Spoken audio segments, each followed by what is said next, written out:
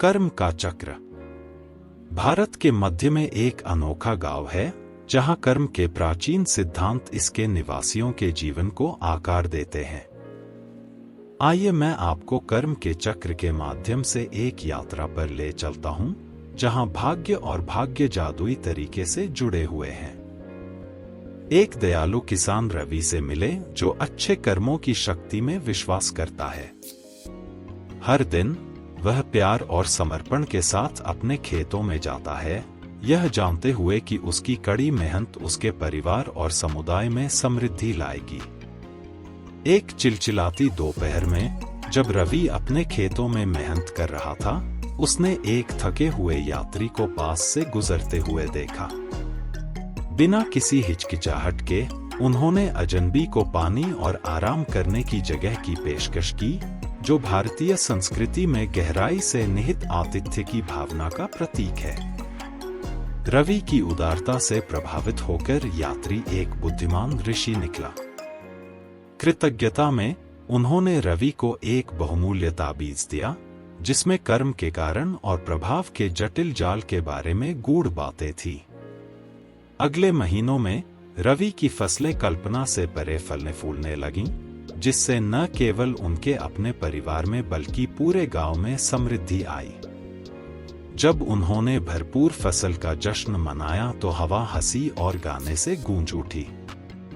फिर भी भाग्य के साथ प्रलोभन आता है।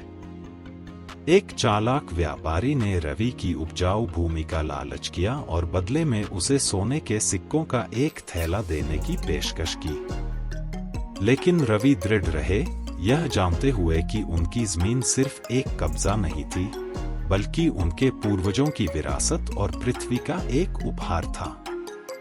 रवि की अटूट सत्यनिष्ठा ने उनके साथी ग्रामीणों को लालच और शोषण के खिलाफ एकजुट होने के लिए प्रेरित किया। साथ मिलकर उन्होंने किसी भी भौतिक संपदा से भी अधिक मजबूत बंधन बनाया, जिससे सकारात्मक बदलाव का एक ऐसा प्रभाव पैदा हुआ जिसकी गूंज उनके गांव से कहीं दूर तक सुनाई दी। जैसे जैसे साल बीतते गए, रवि की दयालुता और ईमानदारी के कार्य पूरे होते गए।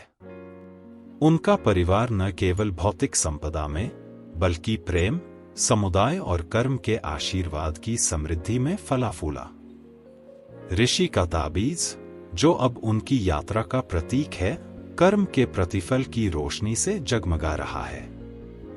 और इसलिए इस साधारण गांव में कर्म का चक्र घूमता रहता है, जो जीवन की जटिल कशीदाकारी में भाग्य और भाग्य के धागों को एक साथ जोड़ता है।